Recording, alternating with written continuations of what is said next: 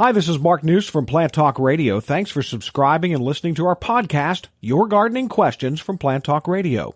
If you have a gardening question you'd like our host Fred Howard to answer, send him an email. The email address is fred@planttalkradio.com. Now for today's question. And Nancy wrote in the following question. My knockout roses, the leaves are spotty brown and are lacy looking with holes. What causes it? How can I treat it? And is there any way to prevent this? She says, I applied Bayer for roses about 2.5 weeks ago.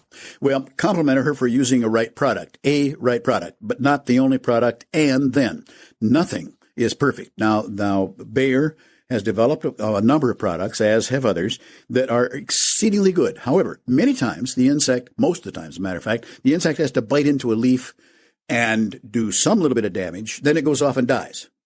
In the meantime, there's a hole in the leaf. So let's just not change anything she's doing as far as product is concerned. Let's just go with perhaps a little better understanding of nature. As I mentioned, some things eat and die, but they still have left a hole. Now, there's another thing. And it's kind of crazy because I don't suspect this to be the case, at least not too likely. But we had some spotty late frost, if you will.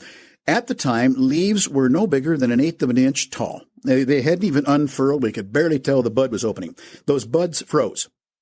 In that freezing process, 1 or 2 cells, which at that point are smaller than the point of a pin that is, are injured. They're frost burned.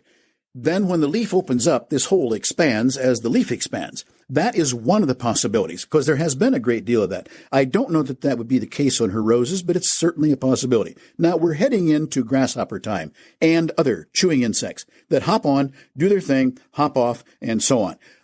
If you can put down or use, for example, the Bayer product, which is an internalized material, and then you can put on a topical spray, and I don't often recommend doubling up, but if it becomes a nasty enough problem, it's something to consider.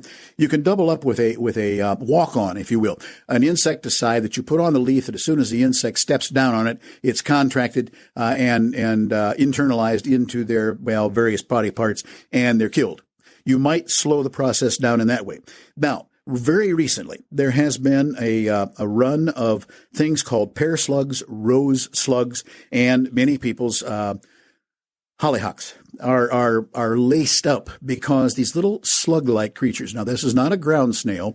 This is the larval stage and instar of other insects that is on. It's usually on the bottom side of the leaf. You don't see it till you see the holes. Yeah. And they can eat like tigers if the damage is way less than 50% of a leaf, then the health of the plant won't be affected. Mm-hmm. Now, it affects the eyeball of the viewer.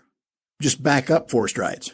I say that advisedly. I have been almost hit over the head with an umbrella one time when I told a lady this.